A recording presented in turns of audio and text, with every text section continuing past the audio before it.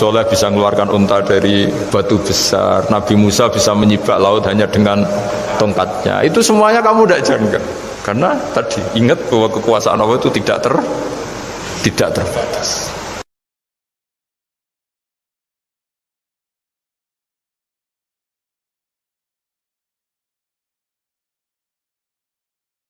Al-Fatihah.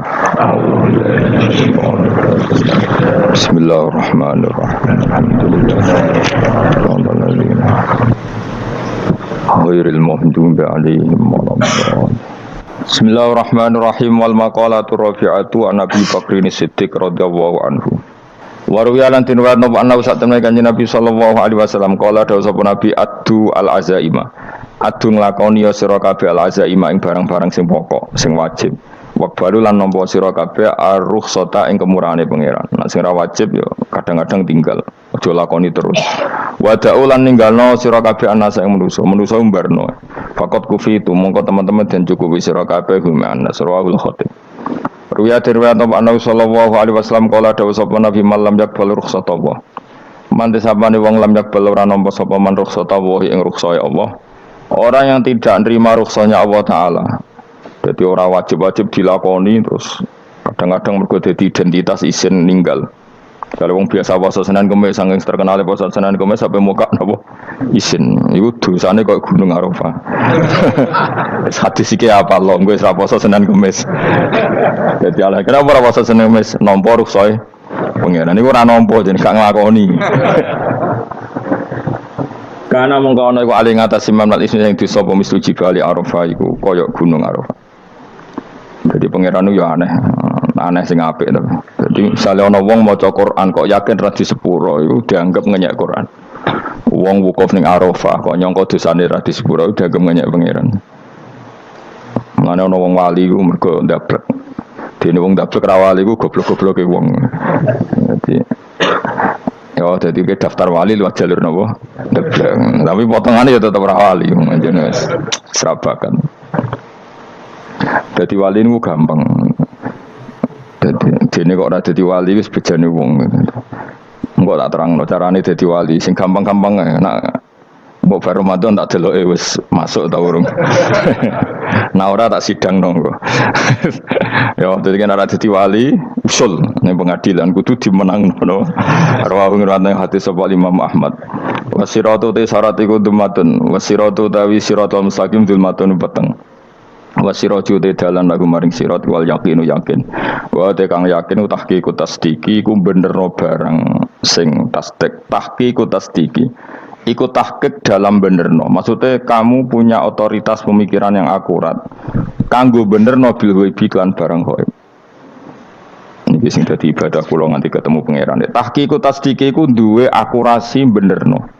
Bil ghaibi lan barang ghaib. Carane bi izalati kulli ghaibin kelawan ngilangno saben-saben sing dadekno kemamangan. Bi izalati kulli ghaibin kelawan ngilangno saben-saben barang sing dadekno kemamangan. Pun kula baleni saking awal wal maqalatur rabi'ah kula terangno. An-Nabi Bakrin Siddiq radhiyallahu anhu dawe az-zulumatu khamsun. Dawe Abu Bakar kegelapan itu ada 5. Di mergo Abu Bakar wong saleh nek kegelapan yo luwih akeh. Dadi ora pati apal nek jumlahe akeh ora pati apal. Roe muk pira? 5. Nah, zaman akhir ora trimo 5 ribuan to. Nomor 1 hubud dunya. Seneng dunya. Seneng dunia macam-macam, seneng pangkat, seneng apa saja yang tidak mengantarkan ke akhirat. Iku darani napa? Dunia. Atau apa saja yang murahan, iku darani dunia. Kalau terangno definisi dunia, dunia kata dana ya dunuan. Ana sing ulama nasrib sangka dania terus ditakhfif hamzah dadi dania terus ditakhfif hamzah dadi ya dania terus ngikuti wazan fu'la jadi dunya. Jadi anggar barang sing hina iku jenenge napa? Dunya. Utawa barang sing dekat iku jenenge dunya. Mergo maknane dunya ku saiki, dana iku maknane dekat. Akhirat nanti. Srungokno wae kok kowe suwe-suwe paham. Sehingga sesuatu yang tidak murahan kayak sujud, kayak sedekah, kayak ngaji iku ora dunya. Ini kesaksian akhirat. Sehingga ketika Ibnu Khaldun itu Allah itu ngeritik dunia ya yang perlu dikritik. Bahkan kadang akhirat pun dikritik pangeran, swarga pun kadang dikritik pangeran. Nak wayai perlu dikritik karena ada konteksnya. Apa ada apa? Konteksnya. Misalnya begini. Saya punya kitab namanya Khilyatul Auliya atau Baqatul Asfiya. Saya sampai sekarang belajar kitab itu terus. Ini sekitar 14 jilid. Ini kitab indukan Ihya. Saya berkali-kali ngomong di mana-mana. Imam Ghazali dalam hal mana Kibul Akhyar, sejarah orang-orang pilihan itu nginduk kitab nama Khilyatul Auliya itu 14 jilid. Dalam ilmu tasawuf beliau nginduk kitab jenis Qutil Qulub, ini karangan Abu Thalib Al-Makki. Dalam fikih tentu beliau nginduk gurunya Imam Haromen. Dan memang kitab itu harus nginduk, kalau enggak namanya mukhtarik, bikin-bikin. Memang syaratnya ulama harus muttabi, dia hanya pengikut, tidak boleh kreasi. Kalau kreasi namanya bid'ah, bid'ah. Kalau terang, di situ ada cerita ada seorang sufi bodoh ngeritik dunia entek ngamal. Dunia wis ora ono benere, dunia ku nggon batang, dunia ku jifah batang. Sing berebut batang ya siap-siap rebutan mbek asu, pokoke ngomong wis ndi-ndi. Sayyidina Umar itu agak tersinggung dengan makalahnya orang sufi yang bodoh ini. Ya, rata-rata orang sufi memang bodoh, kecuali belum ngaji fikih. Setelah ngomong ngalor ngidul dunia ku swelek terus dekne biasa lah wong sufi itu semilah dhewean terus orang lakoni popo, ngerti-ngerti lesu, kok mangan wae lesu, orang sufi kan gitu. Singkat cerita terus Umar agak marah tapi beliau masih bisa mengendalikan diri, terus kata beliau, "Sal sayyidah." Sal hada sayyid. Kamu tanya hada sayyid, maksudnya sayyid dalam bahasa dulu itu ya orang terhormat. Dalam bahasa zaman era itu maknanya sayyid itu masih apa? Sadat maksudnya bukan Habib, bukan. Kalau dalam bahasa Arab dulu itu memang kalau Habib itu ya Nabi, kalau Sayyid Sadatus Sufia itu belum pasti maknanya apa? Habib ya, tokoh-tokoh yang diikuti dalam apa? Makalahnya, dalam apa? Makalahnya. Terus kata Ubay bin Ka'ab, dan ini menurut saya benar sekali, dan kamu harus mengikuti Ubay bin Ka'ab. Dia adalah termasuk 6 sahabat yang dipuji Nabi min ahlil Quran, apa? Yang dipuji Nabi min ahlil apa? Quran. Kata Ubay bin Ka'ab, lalu Anda masuk surga karena apa? Lalu Anda masuk neraka karena apa? Lalu Anda dapat ridho Allah karena apa? Kamu itu bisa masuk surga lihadidar karena kenangan di rumah ini, maksudnya karena dunia ini, karena sujud kamu, karena kebaikan kamu. Itu di mana? Allah mereferensi amal kamu ya di dunia ini. Kamu masuk surga karena sujud kamu di dunia ini, nanti masuk neraka karena keangkuhan kamu di dunia ini. Fahadi dunya mi'yar, dunia ini adalah takaran. Semua referensi Tuhan tentang akhirat itu merujuk kelakuan kita apa? Di dunia. Sehingga kalau kamu masuk surga selamanya lama, itu ya karena kebaikan kamu di dunia. Maka jangan kritik dunia ini, karena dunia itu mahallu sujudika, mahallu ruku'ika, mahallu khumwa. Dia marah-marah. Sehingga semenjak itu kata Ibnu Khaldun, orang tahu dunia yang dikritik adalah dari madatul kalimah dani'ah, sesuatu yang murahan, apa? Yang murahan. Sehingga kalau misalnya orientasinya itu kebesaran li'ilai kalimatillah, maka itu tidak termasuk dunia. Dan yang suasananya akhirat tapi motifnya adalah kasal, kemalasan, itu yang benar-benar dunia. Makanya Imam Syafi'i sering kritik tasawuf itu sampai usisati tasawuf alal kasal. Ilmu tasawuf itu basisnya itu karena pemalas. Karena tadi misalnya begini, ini contoh paling gampang. Zaid itu di daerah pinggiran di mana Islam itu minoritas. Terus dia ingin kaya raya supaya bisa bikin masjid atau bikin komunitas Islam, atau dia ingin jabat jadi lurah supaya nggak ada pelarangan orang sholat karena dia yang punya otoritas bikin aturan. Atau kalau mungkin skup lebih besar, dia ingin jadi bupati supaya daerah situ familiar dengan Islam karena pejabatnya Muslim. Itu tidak dunia karena semua orientasinya untuk mengawal sujud, mengawal kebenaran. Tapi kalau kamu di daerah pinggiran kemudian milih DWA, SKB kersane pangeran, CD kersane pangeran, terus kamu meninggalkan aktivitas dakwah, itu yang dunia karena motivasi kamu adalah al-kasal, malas dari mewarnai buminya Allah ini dengan sujud. Ini yang banyak orang sufi salah paham. Makanya orang sufi harus ngaji fikih. Bendekne roh dielingno wong alim, wong fikih nak kitmanul ilmi ku haram. Kitmanul ilmi haram. Menyimpan ilmu itu haram. Tidak memberi kontribusi dalam proses orang sujud adalah haram. Tidak memberi pencerahan pada umatnya Nabi adalah haram. Menikmati keasikan yang pangeran dewi adalah haram. Dia harus diingatkan gitu terus. Kalau enggak, itu bahaya bagi agama ini. Makanya dulu itu enggak ada orang sufi yang enggak ngaji ulama fikih. Sekarang kebalikan, malah wong sufi darani fikih mau kulit dekne wis tok hakikat sembrono. Oh tak tobatno tenan nek ketemu aku. Itu bahaya, paham seperti itu tuh bahaya. Karena sekarang itu sufi itu jadi identitas kesalehan. Jadi yang rumah kome sufi koyo-koyo sak dhuwure ahli napa? Fikih. Itu bahaya. Karena tadi sufi itu akan ngeritik dunia sepedas-pedasnya. Kemudian ujung-ujungnya meninggalkan dunia, kemudian happy-happy asik pangeran dewean dan membiarkan umatnya Nabi ini berserakan kemana-mana, tidak terlibat sama sekali, tidak memberi kontribusi sama sekali. Cara bahasa gampangannya orang gelem amar ma'ruf, gak gelem nahi mungkar. Tapi bahasa amar ma'ruf nahi mungkar kan saiki dadi gerakan ekstrem, makanya ora tak bahasa amar tidak peduli, tidak mulang. Mergo saiki bahasa saiki repot terus. Paham, ini penting kalau terang. Jadi kalau baleni malih ya. Sing dimaksud dunya ketika dikritik pangeran iku dunya sing sangka kata dani'ah, sesuatu sing murahan, sing enteng, sing nafsu. Iku jenenge napa? Dunya napa? Dunya. Tapi ketika sesuatu itu baik dan mengarah kepada Allah, iki jenenge dunya iki masru'atul akhirah. Maka dunya itu di dua status napa? Siji masru'atul akhirah, dan ini status yang harus kita pakai.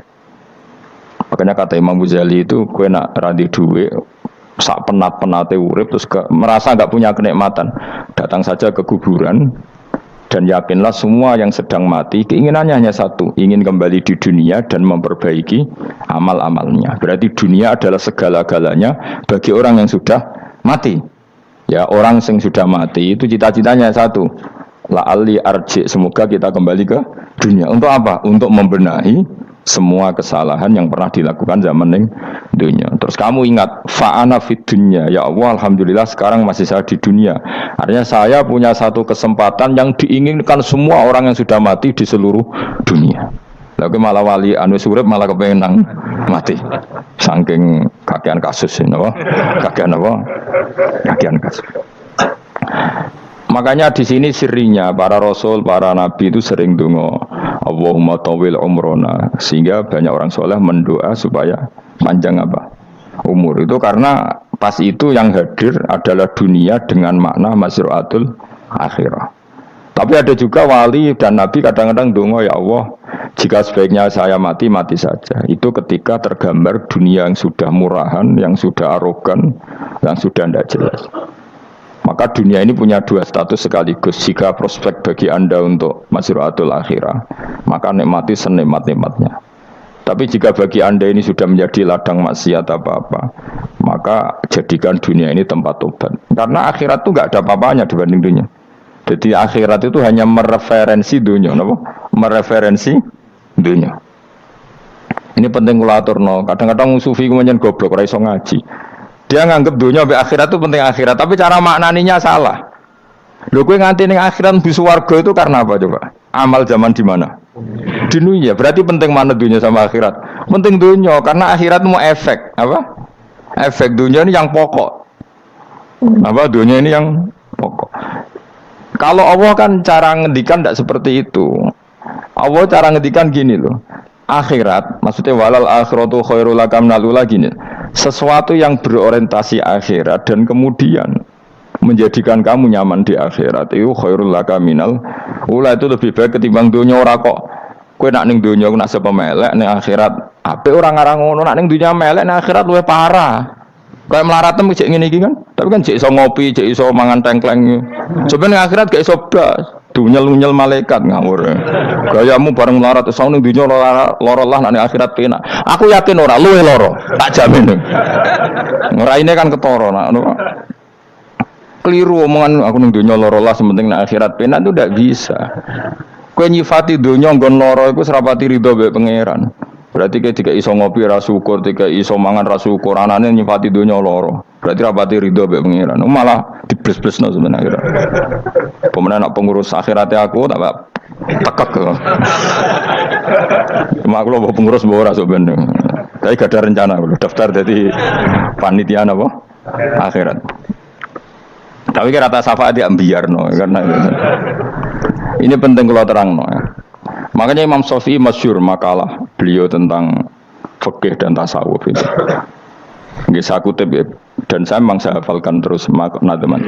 Faqihan wa sufiyan fakun laisa wahida fa inni wa haqqu wa iyyaka ansahu. Terus kata beliau mensifati orang fikih fa hadza qasin lam yadzuq qalbuhu tuqa. Wa hadza jahulun kaifadul jahli yasluhu itu masyhur. Di dunia ini identitas di dunia kita, dunia ulama itu hanya dua. Kalau enggak sufi ya faqih. Kamu jangan jadi salah satu. Faqih adalah orang sing qasin, itu qalbuhu qasin, hatinya itu keras, atine atos. Lam jadu qalbuhu tuqas, gak ditakwa blas. Wong faqih ora ditakwa blas, gak diempati blas. Tapi orang sufi itu hada jauh ini malah geblek blas, malah parah meneh. Sing sitok atos atine sitok geblek dari Imam Syafi'i itu. Kena protes berarti Imam Syafi'i coba protes aku. Kenapa begitu? Misalnya gini orang fikih. Kalau bapak nyontohkan tuh gini. Orang fikih itu punya aturan. Misalnya kalau ruko tidak begini nggak sah. Sujud kalau nggak begini nggak sah. Sholat kalau tidak begini nggak sah. Oke, aturan itu baik. Tapi punya keangkuhan berpikir. Misalnya ada orang desa terbelakang. Misalnya ini pedalaman Gunung Kidul, Kulon Progo. Ada orang yang ditobatkan orang-orang sufi. Orang sufi itu ya sing rodok goblok-goblok itu. Misalnya nobatkan. Enak wae wong fikih ra melok nobatno tapi tahu-tahu bilang ini salatnya enggak sah, rukuknya enggak sah, Fatihahnya enggak sah. Jare sing sufi, wah semane nobatno ora iso salat apa ora disahno. Si sufi ya goblok pisan, ketika ngawal si ajudannya tadi salat, enggak dikawal. Sehingga banyak aliran di Jawa salat ala kali Joko ya ono Fatihah mau meneng tok. Sitok sujud tok. Jadi ini sitok atas atine ora gelem bina tapi muni rasa. Sing sitok goblok ora tahu nerusno pembinaan. Akhirnya ya mandek ning satu kesalahan dan diwaris ya bergenerasi-generasi. Makanya kata Imam Syafi'i itu sitok goblok, sitok atas atine jadi. Kamu jangan jadi salah satu itu. Makanya kamu aman karena kamu tidak sufi ya tidak fakih. Makanya enggak masuk enggak masuk yang dikritik Imam Syafi'i. Kamu sufi ya ndak, fakih ya ndak. Makanya kalau Imam Syafi'i ngeritik itu tapi alhamdulillah saya ndak dua-duanya. Ya ndak sufi, ndak fakih. Karena orang sufi itu kalau ditelusuri itu memang kesalahannya terlalu banyak. Kecuali dia mau ngaji fikih. Kenapa? Kecuali dia mau ngaji fikih. Kayak tadi misalnya, sampai Imam Syafi'i zaman itu duka yang menghentikan usisat tasawuf alal kasal. Ilmu tasawuf itu dibina itu berdasar kemalasan. Loh, saya punya teman sufi banyak. Saya ini kiai loh. Punya teman sufi banyak. Tekon nggon kula Gus donya rusak, sementing sakniki sik ngatah-ngatahno istighfar. Memangnya kita bisa diistighfari pangeran di sepuro pangeran ketika kamu orang alim ndak mulang? Memangnya kok iso di sepuro pangeran ketika kowe sugih zakat? Memangnya kok iso di sepuro pangeran wis kere ra nyapu masjid teko Jumatan, bareng ngrokok itu usep-usep ning pojok masjid bar mulai. Enak wae. Ana keran coplok is dibarno. Memangnya kamu bisa jadi orang miskin seperti itu kemudian dimaafkan Allah? Enggak bisa. Kamu harus terlibat dalam proses sholat. Wis kere ya urun gawe keran, misale ra ngono urun masjid ya nyapu-nyapu, sing sugih urun dhuwit, sing alim urun mulang. Kok enak. Dunya anggap rusak terus kabeh dhewean. Menengi sebenarnya kedean rokok rata baturi ya ngono. Ndak bisa sufi seperti itu, ndak bisa tuh kriminal. Ya. Malah Imam Syafi'i dalam satu makalah kowe esuk tasawuf, awan wis rondok ngene. Saking ekstrimnya beliau. Nah, kenapa Imam Ghazali muji orang sufi? Kitab-kitab Risalah Qusyriah muji orang sufi itu sufi-sufi yang koyo kowe. Sufi-sufi yang belajar fikih, napa? Sufi-sufi yang masih mau belajar fikih. Kok enak. Jadi sufi itu maknanya sidik-sidik. Zaman wis rusak itu tidak seperti itu. Nak rusak ya amanat pengiran kon melok dandani. Nah, ketika ra kena didandani sebetulnya enggak masalah karena ada alternatif. Misalnya gini, ada mobil rusak enggak bisa dipakai. Memangnya mobil hanya itu. Kan ada mobil yang lain itu jenis fakih. Ini enggak, kamu punya pemimpin hanya 2 atau 3 lah biar enggak nyindir. 3 atau 4 lah. Ketika 4 ini orang ini gagal, seakan-akan Indonesia gagal. Memangnya Indonesia hanya punya orang 4 itu. Goblok sekali kita berpikir gitu. Segoblok-gobloknya apa? Memangnya Indonesia itu milik siapa? Kenapa kamu menggantungkan sama 1-2 orang, 3-4 orang? Gampang aja cari alternatif. Terus tapi kan harus lewat pemilu, kucing ngenteni pemilu 5 tahun cepat. Mustafa Rokin jokno jadi calon presiden. Nah, kemudian jadi negara tahlil. Karena dek Nabi ya, ngomong ekonomi ya ora iso. Ngomong wisata ya haram, ngomong budaya ya haram. Ngomong badan usaha milik negara ya ora roh deh. Langsung dibagi-bagi. Tapi kelirunya kita selalu begitu. Ketika kecewa sama pemimpin, seakan-akan dunia ini tergantung pemimpin itu. Mana ada dunia ini dipasarkan sama makhluk oleh Allah. Dunia ini milik Allah, nggak pernah dipasarkan makhluk. Bahkan kiai mati pun nggak ngefek pada agama. Dulu sahabat meninggal agama jalan, wali songo orang-orang pilihan meninggal agama jalan. Karena Allah tidak ridho dunia ini, agama ini, dunia maupun agama dipasarkan sama seseorang. Allah yang mengurus dunia ini. Apa nak konglomerat mati terus wong melarat kabeh? Tidak kan? Apa nak wong soleh mati terus wong bejat kabeh? Tidak. Allah yang mengurus agama ini, mengurus dunia ini. Saking goblokem, nak ono kecewa mbek makhluk itu. Terus ya Allah, terus seakan-akan dunia ini runtuh. Orang pegatan saake saya kira ono sing lanang. Banyak orang pegatan terus untuk bojo luwih apik. Bojone mati sing wedok malah makmur akeh to ora. Makanya pangeran nganyak manusa iku entek-entekan. Allah nate ngendikan gini Mas dalam pegatan. Unik ngendikan pangeran. Ya rada manekno wong pegatan.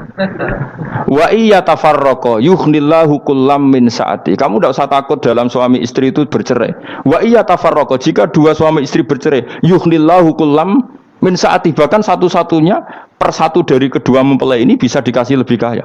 Banyak enggak wong pegatan terus akhirnya lebih makmur. Dan kenangannya untung pegatan mas dhisik aku untuk bojo sing dhisik wis. Aduh, selemu goblok. Engko sing lanang karena bosen dijudisi ngono untung saiki di bojo konak, bojoku sing dhisik. Banyak enggak orang pegatan kemudian kenangannya itu baik sama yang sekarang. Dengan yang lalu mau gerutu tok, banyak enggak? Banyak. Dulu kita punya pemimpin yang cakap, yang otoriter. Zaman itu pun di demo. Coba kita ini kan mulai dulu anggar di pemimpin di demo. Kok cek urip pantas di demo kan es mati digo kelangenan. Kelakuan kok ngono. Mulai dhisik nganti saiki. Kiai juga gitu, zaman urip dikerwiti. Kok bareng mati kiai penggantinya dikritik ora koyok kiai dhisik. Iku ora ya coba 66 Pak Karno dikritik, orde baru diurus gitu tuh. Nabi yang ngono mangsamu presiden tok. Nabi ku kan mukjizat iku ngaji. Jadi mukjizatnya Nabi ku ngaji. Dari masyarakat kon mukjizat orang keren blas. Mukjizat iku kudu nganggo tongkat. Dadi seru napa? Dianggap Nabi Harry Potter. Jadi Nabi ku mukjizat kok mulang. Mulang iku mengatur logika supaya mapan nikmati Allah dan Rasul. Itu mulang. Mereka gak seneng, mat. Caraku nabi-nabi dhisik ku ditongkat apa no, mat. Dadi seru apa? Seru main sebelah pokoke seru lah. Nabi sempat tertarik, ya kepengen ditongkat tahu Nabi buah. Kita ya sangar lah, wah. Dadi Nabi ngalor ngidul gak apa? Tongkat ngene ana sing nglawan, blus terus kecemplung segoro. Kan ya seru lah, misalnya ana wong Yogya macam-macam tutuk terus likuifaksi do tenggelam kan seru lah, wah. Nah, jawab pangeran lucu. Dia mat ke tongkat, gampang nak masalah tongkat. Sekarang ngetokno wit kan gampang tongkat. Memang samu tongkatnya Nabi Musa terus digawe dikai mori terus dikai minyak ya ora dijupukno wit diketokno memang samu. Wong sing hebat itu sing nyekel dol ora apa. Ya jajal tongkate Musa tak kena kowe. Iki ora ana pengaruhe. Wong saiki ning gone Turki digo tontonan ora piye-piye. Lah nek mbate jek aktif Pak Turki nantang Israel duel lan. Lah yang di tongkate Nabi Musa kok digertak Israel rawani. Lah nek tongkat iku tenan nak apa? Sing sakti ku sing nyekel dul ora kok perkara tongkate. Nah, cara wae dhisik sono HP Nabi Musa, HP-ne Nabi Musa luar biasa cara dhisik. Akhirnya Nabi Muhammad itu sempat kepengen jawab pangeran unik. Awalam yakfuru bima utia Musa min qabl. Matke kok gak eling apa zaman Musa nggo tongkat wong terus do iman. Awalam yakfuru bima utia Musa min qabl qalu sikhroni tazahara wa qalu inna bikullin kafirun. Apa zaman Nabi Musa itu terus wong do iman? Ya tetep komentar dari tukang sihir. Padha ae, Mas. Nggo mukjizat ora padha wae wong nak berdua itu tetep berdua. Zaman Pak Karno sing tukang ngeluh ya ngeluh, zaman Pak Harto tukang ngeluh ya ngeluh, zaman Mega sing tukang ngeluh, sampai saiki sing tukang ngeluh ya wis nggo kegiatan. Kiai yang ngono. Kadang ada kiai saiki misalnya serokok zaman Mbak Arwani, Mbak Zubair. Memangnya zaman Mbak Arwani wong Kudus ngaji kabeh. Wong saku ya kelakuane wis ngono-ngono wae. Misale kula ya kadang ya wong komentar. Gus wae ora koyo zaman Bandur Salim. Lah aku wis dididik bapak. Zaman Bandur Salim apa wong ya ngono. Engko bapak zaman Bandur Sam apa ngono sampai zaman Mbak Sunan Bonang misal. Ayo jajal. Masa wong Yogya misal. Saiki ora koyo zaman Mbah Maksum, Mbah Munawir. Memangnya zaman iku wong ngaji kabeh. Yudak juga kan, sakrohku kayak nak ngaji sing ngaji wong ngono-ngono iku pancet ngomong iku. Itu pengalaman. Makanya ketika Nabi Muhammad kemudian dimujizat ke Nabi Musa jawab pangeran be awalam yakfuru bima utiya Musa min qabl. Apa zaman Musa terus do iman mat. Padha wae nggo masuk go tongkat ngalor ngidul ya. Biasa wae mat. Gak usah mujizat-mujizatan mulang wis ngaten. Lho kula lho mau tawani pangeran mujizat kok sangkare Musa. Kula mboten purun. Ya perkara kok malah lucu. Nabi kalor ngidul go tongkat. Nabi Musa itu tongkatnya biasa kan, sing kodang ku wonge. Lah saiki ejek ning Turki. Nek katotanan jet top Israel tuntas ya. Swabet terus likuifaksi tutup swabet meneh dadi negara bebas wong Israel. Terus Rajab Tayyip manggon kono. Aneh-aneh wae. Makanya penting yang dikatakan mukjizat yo ngaji kan. Ngaji itu bisa membentuk yakin. Yakin itu bisa membentuk tahqiq. Nah caranya yakin gimana? Tak warai kan nak ben dadi wali. Wali sing jalur ilmu. Jalur melarat wis kowe luwih iso lah. Wali ku jalur akeh. Alim yo iso dadi wali, zuhud dadi wali, melarat yo iso dadi wali. Syaratnya ridho ora kepengin sugih. Ya syaratnya melarat dadi wali ridho ora terbersit kepengin sugih ora tau muni lho umpama aku di dhuwit ora dadi wali muni umpama tok wis ora dadi wali. Jadi fa inna law taftahu amala syaiton karena mengatakan umpama iku wis buka pintu setan. Jalur apa ke? Nak alim syaratnya hafal Quran, hafal ribuan hadis. Ayo nak zuhud kudu syaratnya ra di HP ra anan. Nak fakir ra oleh diangen-angen. Ayo milih ndi? Apa rasa dadi wali? Gak usah ya. Kalau terang, ini penting. Kenapa saya sering kritik orang sufi? Karena sufi sekarang itu beda dengan sufi dulu. Di Jawa Timur itu keluarnya para kiai ya gitu. Kalau ada orang ikut torekoh tertentu, terus gak gelem ngaji takrib. Akhirnya linge pangeran suwengi tapi sesucine keliru. Masalah didik anak bojo keliru. Karena ya mau sementing la ilaha illallah terus maca la ilaha illallah terus itu gimana? Kalau kita iman sama Allah, ternyata iman dengan aturan-aturan Allah. Misalnya kita seneng cawe wedok, terus mbok sebut jenenge tok, kono njuk wedak ra mbok kei, njuk mangan ra mbok kei. Terus kamu tidak mempelajari sing disenengi pacaran ku apa? Senang Allah itu maknanya senang ketentuannya Allah. Allah yang murka itu apa? Kalau kita zina, kalau kita maling, ketika korupsi. Allah yang suka apa? Kalau kita sujud. Lalu syaratnya sujud apa? Harus dalam keadaan suci dari hadas besar maupun hadas kecil dan tempatnya tidak ada najis. Bahkan harus gitu. Itu senang Allah kok aman. Allah sewengi terus pingsan, kesemper. Terus nak tepak harus darani wali. Nak darani wali ono salam template. Wah apa-apaanan. Lan cara bapak kula saking kerase. Lah wong darani wali ndek melete keren aku jare. Tak top aku jare. Lah kok saged, Pak. Paling zaman akhir darani wali dadi gula, wong salah templek ngekeki dhuwit. Tapi nak wong alim darani wali ku sing dadi pinter akeh. Coba jajal wis ayo. Nak ora percaya Ruhin mu'allimno nak saiki wali, nak ora dadi gula mbek dhuwit. Ayo saiki umumno nak Ruhin iku wali. Reaksi masyarakat kira-kira piye? Salam template terus nggak malam merek rokok Ruhin misalnya rokok apa ya terus ditukokno. Tapi umat dapat apa coba? Tapi ketika orang terkenal alim umat dapat banyak karena bisa ngaji carane sesuci piye, carane zakat piye, yang wajib zakat apa saja, carane dekat. Tapi saya gak wali kalah mbek apa wong alim kalah mbek wali. Kula niki diceritani Gus kula nek wong alim Gus jejer mbek wong terkenal wali ku ora salaman bedene. Ya akhirnya melarat salam. Maksudnya salaman kok ono maknane ning Jawa Timur. Ora usah diterangno maknane opo. Wah kere. Wah kowe padha wae wong alim kok hasud to. Nek hasute perkara hasile iku.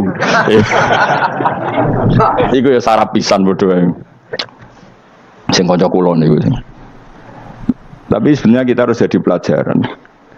Kalau ingat Allah itu ingat aturan-aturannya Allah. Terus keling Allah suwengi terus piye? Allah bikin aturan, kamu suwengi ning masjid itu ketentuan fikihnya kayak apa? Kalau istri kamu sakit, anak kamu sakit, kamu wajib ngurmat anak bojo dan itu juga perintah Allah. Terus eling Allah dulu nggak ada zaman Nabi seperti itu. Nabi itikaf sungi di masjid busuk mikir wiridan. Ya mulang biasa. Wiridan sekadarnya habis itu Nabi yang ngajar biasa. Siapa yang tanya tentang haid, siapa yang tanya tentang ghanimah, siapa yang tanya. Jadi yas'alunaka 'anil anfal. Ketika mereka iskal, lalu ghanimah cara bagi gimana ya Rasulullah? Dibagi wa'lamu annama ghanimtum min syai'in fa anlillahi khumusahu wal Rasulullah 1/5. Ada yang tanya lagi, wa yas'alunaka 'anil maghid. Istri saya cara ngakad tidak normal ya Rasulullah. Kadang-kadang over, terus disebut itu istihadah apa? Ditanyakan. Ada yang kaya usul ya Rasulullah duit kula kathah lalu tak kasihkan siapa? Yas'alunaka madza yunfikun. Ora kok terus eling pangeran sungi-sungi terus do ngantuk, bariku keturu. Bariku makan-makan ora ono ngono. Coba jika seseorang terkenal wali itu paling untung udekne. Ini bukan kritik kan. Memang harus dikritik. Sing kritik aku kualat, kowe ora wali kok ngritik wali. Kowe cuma melok-melok. Karena apa? Kita ini syafaqatan di hadil ummah, kita kasihan umat ini mencintai kiai, kemudian tidak dapat apa-apa dari kiai itu. Caranya apa ya? Kita mulang. Makanya Rasulullah itu masyhur kan di sebuah hadis, sama cari di Muqaddimah Majmu', di Muqaddimah Ihya, hampir semua kitab ulama top itu menceritakan hadis ini. Nabi ke masjid, ada satu kelompok yang nangis-nangis ndonga, ada sekelompok yang mulang fikih. Mulang itu ya iki halal, iki haram, iki salat begini enggak sah ini. Pokoknya mulang aturan-aturannya pangeran. Nabi ngadeg, kemudian Nabi bilang gini, kilakuma ala khairin, dua kelompok ini sama-sama baik. Tapi apa yang terjadi? Amma haula fa'iduna wa, mereka adalah kelompok-kelompok yang minta sama Allah, insya'a ajaba wa insya'al. Lah, kalau Allah mengendaki ya disembadani, kalau enggak ya enggak. Tapi ini kelompok yang membicarakan hukum-hukumnya pangeran. Pasti Allah ridho. Wa innama bu'istu mu'alliman. Memang sing jenenge Nabi itu untuk mengumumkan halal haram. Maka Nabi terus ikut yang kelompok belajar tadi. Karena yang dikatakan coba Nabi diutus jadi Nabi itu apa? Saya tanya. Bikin aturan, caranya tawaf ke Ka'bah begini. Dulu tawaf itu wudu.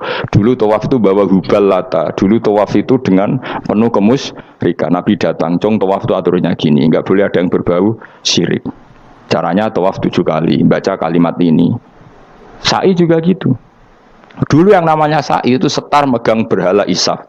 Nanti di Marwah megang Nailah. Setarnya gitu. Dari kesirikan ke kesirikan.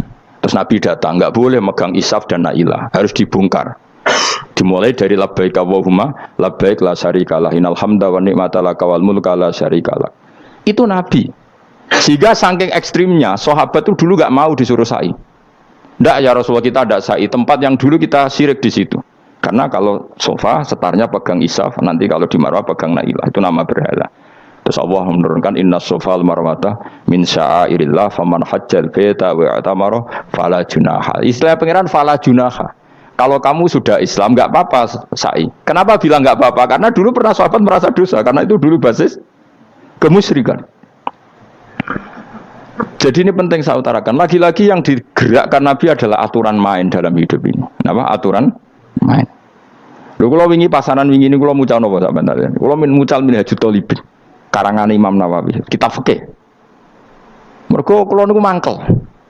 Kadang wong alim terus darani wali. Nek darani wali ngono wong teko njuk pangestu. Kadang kurang ajar meneh wong ape kaji njuk ndongakno kaji mabrur.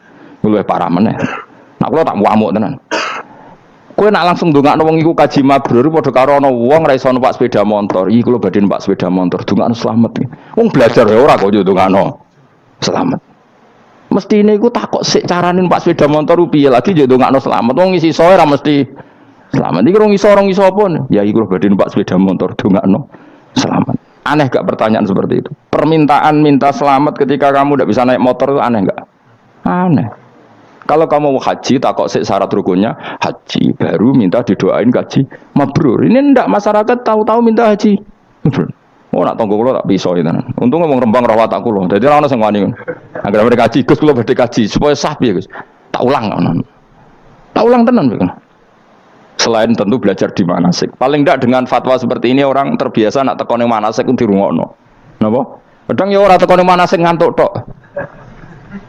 Itu tidak bisa, harus diwarai. Misalnya tawaf dimulai dari Hajar Aswad dan usahakan menjauh dari Ka'bah 1 meter atau setengah meter. Karena kalau terlalu mepet Ka'bah, takutnya tadi nginjek pondasi Ka'bah. Jadi tidak ngitari Ka'bah tapi tawaf di atas Ka'bah. Kedua, kalau terlalu dekat, kiswah Ka'bah itu mulat tohah bitit. Kiswah Ka'bah itu penuh dengan minyak. Dan kalau terlalu dekat menyentuh, padahal orang ikhram itu nggak boleh nyentuh kiswah. Jadi harus diterangkan. Kok malah kok cimerugih kalau gitu terus dungo nangis. Belum nangis servisnya akeh. Itu apa-apaan? Mau dibawa kemana agama ini? Kemudian sing juk dungong sugih gini nangis tenanan oleh nyangone luwe akeh. Nah cara bapak itu nangis itu seruwet zaman wis ora nangis anak dadi kiai. Pokoke ulang nak ra gelem wis ben ngono. Tobat song ini tobat yang marah ini utaknya ini marah. Coba contohkan analogi hal yang gampang. Ono wong ra iso numpak sepeda motor, datang ke kamu minta didoakan selamat, aneh ndak? Urutannya ya belajar apa? Sesuk ono wong ra iso salat, ih dongakno salat kula niku makbulah. Makbulah mbahmu. Takbir ar Fatihah ar ya kabeh itu ono urutane. Itu lama. Jadi makanya Rasulullah hanya gabung sama yang mualliman, yang guru. Dan ketika awan nyifati Rasul itu apa coba? Rabbana wa ba'ats fihim rasulam minhum yaslu alaihim ayati wa yuzakkihim wa yu'allimuhumul kitab wal hikmah. Rasul itu sifatnya yang diulang-ulang pangeran itu yaslu alaihim ayatika, membaca ayat-ayatmu, artinya apa coba? Mulang kan? Wa yuzakkihim, membersihkan akhlak-akhlak mereka, artinya apa? Mulang kan? Wa yu'allimuhumul kitab wal hikmah, artinya apa? Mulang. Nabi itu disifati dalam satu ayat itu gayanya ada sampai 3 kali sifat, tapi maknanya mulang kabeh. Yaslu alaihim ayatika, artinya apa? Membacakan ayat-ayat apa, artinya apa? Mulang kan? Wa yu'allimuhum, artinya apa? Mulang. Wa yuzakkihim, bersihkan mereka, membina, artinya apa? Mulang. Makanya saya pernah ketika tawaf, anak-anak sarang yang idolakan saya itu, Gus, saya ingin di depan multazam jenengan berdoa. Saya ngamini karena doa jenengan saja mohon. Ngaji sih, nak ngaji kok tak dongakno, nak eling, nak ora ya wis. Ya guys, oke, jam 2 malam kita di atas tingkat 3 kalau nggak salah pas itu di Mekah deh. Mulang Bukhari guys, kalau ngaji Bukhari begini, ya tak ulang. Jam 2 saya ngajar sampai subuh sekitar 2 jam. Habis itu lagi donga tengah pemultasan. Kalau donga sederhana Gusti, bocah-bocah niki mugi-mugi wonten gunane teng umat Rasulillah, purun mulang mboten kedunyane. Amin ya, amin. Padahal di antara mereka kita ada sing donga ben rabi, berkata wis tuwa. Kula dongane ya Allah, ini di depan multazam semoga anak-anak ini manfaat umatnya Kanjeng Nabi, purun mulang, purun napa-napa teng masyarakat. Wis iku tok amin amin pun bareng. Karena itu yang saya bisa tanggung jawab di depan Allah Subhanahu wa Ta'ala. Coba kamu berani enggak di depan Allah terus kayak ngomong dunia. Karena hanya mulang yang bisa mengantar manusia mencintai Allah dan Rasul. Coba barokahnya kabeh kiai darani harame zina. Berapa juta orang yang tidak berzina gara-gara dawe para kiai nak wong zina sok ben zakare itu kwetok, virgine ditunjuk malaikat. Entah cara ngulang gimana, cara tahdzir gimana terserah gayanya kiai masing-masing. Mungkin Mustafa nyontokno payudara di guantung, mungkin ada corak penyerot. Dadi nek rohen duwe pinter meneh zakare apa dikwetok. Barokahnya tahdzir seperti itu, berapa juta orang yang kemudian tidak zina. Berapa orang enggak jadi rentenir gara-gara cerita para kiai. Berapa ribu juta orang yang enggak bodoh nih mergo apa dari ilate itu apa digunting malaikat. Ini kan sudah kebaikan yang sudah masif, kenapa tidak kita tiru? Lalu ada gerakan uang tekone masjid sudah jeleng Allah tok terus gak jelas ilingnya itu perkara apa?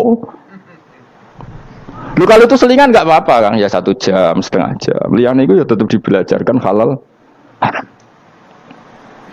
Ya, tapi kalau mereka bilang, lah tapi kalau buatan sakit ya nyewa kan orang nganggur-nganggur ruhin, Mustafa kan iso disokon mulang mabadik fikih. Ojo nyewa aku wis kiye gede larang. Ini kan murah 200.000, 300. Lho kula ra narep lah wong kan wis rawani nyangoni sithik. Jare Mbah Mun resiko gak seneng kiye gede. Wis salami templek kadung ra pantes. Salami sithik lho kadung gak pantes. Mulane ajane kiai ngundang kiye cilik ae. Kiye gede ku resiko. Ya misale mulang fikih ngongkon aku. Wong wis sepakat. Nah, kowe kan sangoni 200 kan pantes kan ya. Kowe piro Mas? Nyoro, mulai dari bangun kiai cilik itu tak bangil juga. Kalau nak kiai gede, wong nyalami template sidik ya isin. Nak kiai cilik itu ya biasa wae. Padahal sing iki luwih butuh. Ya sakit, sing kiai cilik ya sakit. Tapi salah ilmu nerangun tapi akhirnya ya sedok kono wae makome sedok kono. Ya saya ulang lagi ya. Makanya kritik kita pada sufi itu bukan karena kita benci orang sufi ndak. Kecuali mereka mau belajar fikih. Dulu tuh biasa ulama top sufi ngaji kiai fikih itu biasa, kiai fikihnya yang ngaji ulama. Dulu kan Imam Syafi'i sehebat itu kamu kira ndak ngaji tasawuf? Ya ngaji ya biasa sama teman-temannya tasawuf gejol-gejolokan. Sama tak cerita, Imam Syafi'i itu punya teman dekat namanya Syaiban Ar-Ra'i. Itu nak gejol-gejolokan fikih lucu. Dia rasa tersinggung sebagai partai fikih, ya rasa tersinggung biasa. We. Imam Syafi'i itu sering dolan dengan Syaiban Ar-Ra'i. Dia ulama sufi. Sampai muridnya gerembeng, misu katas al-hadal badi. Sak jenengan takok wong desa ben. Jadi Imam Syafi'i ben. Takok aneh kan. Mata qulu fi zakat. Zakat cara kowe piye? Dan Habib Umar Hafid itu suka mengutip perdebatan Imam Syafi'i, dialog Imam Syafi'i dan Syaiban Ar-Ra'i. Saya juga suka karena saya sering lihat itu di Ihya di beberapa kitab ada. Mata qulu fi zakat. Zakat menurut kamu gimana? Ala madzhabi atau ala madzhabi? Menurut madzhabku apa madzhabmu? Jare Imam Syafi'i. Ya cara madzhab apa? Madzhabku wis roh dhewe. Lha apa tak kok kowe? Ya rada cangkem elek tapi lucu durun. Nak cara aku ya zakat itu wajib kanggo sapa wae, cek kere, cek sugih ya kabeh wajib zakat. Lah terus aturane pangeran piye? Mosok wong kere wajib zakat. Lah apa melarat mesti dunyane halal. Ya iya sih, tapi yo mosok wajibno zakat. Ya bener jare takok. Nak cara aku sebenarnya yo bener, saiki aku takok. Wong melarat iku dunyane mesti halal to ora? Saiki misalnya ana lapangan ning desa terus ana dangdutan mbok pengajian mbok khol. Mbok tuku rafiat tok. Terus digo parkir, lapangane sapa jajal? Aku takok. Lapangane sapa? Sak desa kan? Modene tuku rafiat terus koyo berhak sing entuk dhuwit kok parkiran. Lah nek alasane lho kula fakir, apa fakir sak desa kowe tok? Mestine kullu faqirin fitil qaryah untuk saham. Ya ora. Soal dekne sing kerja untuk paling akeh lah mergo tuku apa? Tapi nganggo lapangan tanpa pamit sak desa terus koyo paling kuwasa. Hasilnya piye jajal kan? Misale kowe Malioboro ana lapangan utawa apa? Alun-alun utara selatan. Terus kowe mau modal tuku rafia mbok go parkir. Iku milkul amah apa milkuka? Jawab. Milkul amah berarti semua orang berhak. Paling sing ora berhak sandi mbek Pak Jokowi mergo sugih. Terus hasilnya mbok bagi wong melarat sak desa apa mbok pek tok? Jawab, enggak usah izin, biasa wae. Lah iku hasil sangka harta bersama apa sangka donyam dhewe? Ayo jawab. Kok terus kok mulai dari apa nak wong melarat dunyane mesti pemenah wong melarat engkek tukang gasap. Misalnya Ruhin dadi kondektur bis. Sing numpak kanca jalalen itu separuh digratisi gak mbek Ruhin kira-kira. Digratisi. Bise sapa itu? Kere engkek. Ya ora. Mboten kok sambayar santai mawon, santai biahmu. Utawa melarat supir Ruhin nggawa rentalan mobile wong. Terus aku pelu, aku tak derekno santai. Iku gasap to ora. Wong ora melok duwe kok nyilai. Wong melarat dosane ya gamel jare saya bener cara pendapat kula napa pendapat jenengan? Ya cara pendapat nak pendapat kok wis roh. Wong melarat lah wajib zakat. Nah iku jenenge wong sufi. Wong sufi sing roh fikih. Dari Imam Syafi'i sakjane sufi yo ngene iki, sufi waras sih. Maksudnya wong sufi tapi cek roh fikih. Jadi misalnya kayak melarat terus Jumatan kok wudu mikir iki banyune sapa? Sing bayar listrik sapa? Urun 2.000 buat 3.000. Paling enggak ya make itu ya urun. Ora tambah sufi tambah juga alasan melarat. Oh, kewajiban dong suge-suge melarat bagian rusak wae. Bareng kerane putung nggak ngerti dakok ngono wae. Kondo panitia masjid, Pak, kerane rusak, Pak. Semare wong sugih do medhit, melane masjid rusak. Mergo melarat lah ya medhit. Lho melarat yo akeh dosane masa melarat terus. Saya contoh gampang ngelola parkir aja coba. Itu lapangannya siapa? Lapangan umum apa edekne? Kok iso terus wae edekne mau urun apa coba? Rafia gini. Rafia udah hasilnya. Rafia gue rusak gulung. 10.000. Piro? 5.000. Untuk piro kan? Sewengi misalnya ono dangdutan. Untuk piro, Mus? Untuk nak piro? 500.000 untuk angsal. Terus duit 500.000 songko mentasarufkan lapangan. Iku edine tau sak desa. Tapi sama ini sudah berjalan tak anggap baik. Engko nang terus yang melarat do demo. Jare ngajine Gus Baik dibagi ya mari fitnah ya ora ngono mau aku cerita ben roh dosane ngono aja kok dadi gerakan apa? Wah mari fitnah kok chaos Indonesia. Maksudnya ben ngerti hukumnya pangeran apa? Paling gak gelem istighfar napa? Gelem napa? Istighfar. Lah soal wong liya tak mung cek mentolong melarat tok doya-uya. Maksudnya kalau dari Imam Syafi'i jadi, ya sakjane hukum ngono, tapi kan terus lucu. Aku iki dari Imam Syafi'i, aku iku kodi, mosok wajibno zakat wong melarat kan yo dadi aneh. Lah terus mustahike sapa nek wong melarat dhewe muzaki. Jare sebenarnya iya mau jare takok. Akhirnya lucu. Dua beliau akhirnya. Terus dari Imam Syafi'i, ya fikih ngene iki sing marai atiku bener. Aku itu fikih pemerintahan ya zakat itu ditarik wong sugih dikekno wong melarat. Nek sing melarat zakat mergo ngrasa donyane syubhat ki alhamdulillah. Mulane dhisik iku wong nak nyifati pangeran nak nyifati wong apik piye? Alladzina yunfikuna fis sarra wad dharra. La fikih wae sing wajibno infaku fis sarra. Nah cara Quran ya ora wong apik alladzina yunfikuna fis sarra wad dharra. Pas seneng ya sedekah, pas dharra melarat lah ya sedekah. Ya terus akhirnya kelop. Tapi Imam Syafi'i kan fikih pemerintahan kan gak mungkin memaksa wong melarat zakat. Oh kirilah ya tukang ngemel zakat. Ini kan jeruk makan apa? Jeruk. Sehingga terus ada disiplin ya, ada muzaki, ada mustahil cara fikih. Tapi nak cara tadhirul mal. Nggih cara tadhirul mal nyucikno donya wong melarat lah ya donyane akeh sing ora suci. Lan kula suwun nggih zakat. Maksudnya nak kowe kok hasil parkiran kok 500.000 ya zakatno piro nak 2,5% piro ini gak usah mikir Mustafa malah piro 10% 500 kan 50 ya piro 50 2,5 piro 2,5 lah sik kula bono kota masjid dan lumayan giling-gilingan paling ndak dadi robana zalamna anfusana ngrasa salah atau ketemu janda-janda ning pojok desa ora di dhewe Pak Bu kayak 50.000 duit apa cung? Jadi kafarah sampai duit saham neng lapangan. Mau ibu-ibu, nak canem rasa kei, wes biasa bal-balan gue tahu nganggo lapangan. Nah ibu-ibu itu ramal tahu apa? Bal-balan. Jadi kan lumayan gue ngimbangi apa. Tapi aja terus demo ya, nak nong parkir ya. Barno wae, muga halal gitu. Cuma ini cerita, uang melarat lah. Sakjane, ojo muni wajib ya apa? Sakjane. Angel kuwi melarat tuh angel. Rodok sensitif. Syekh Nawawi itu ulama top Indonesia yang hidup di Mekah juga meninggal di Mekah. Dulu di antara kearifan buyut-buyut kami, leluhur kami itu kalau cerita itu enggak apa-apa kamu mondok di Mekah di sana tapi bawa pohon yang hidup di Indonesia. Jadi artinya bawa manhaj metode dakwah yang bisa hidup di Indonesia.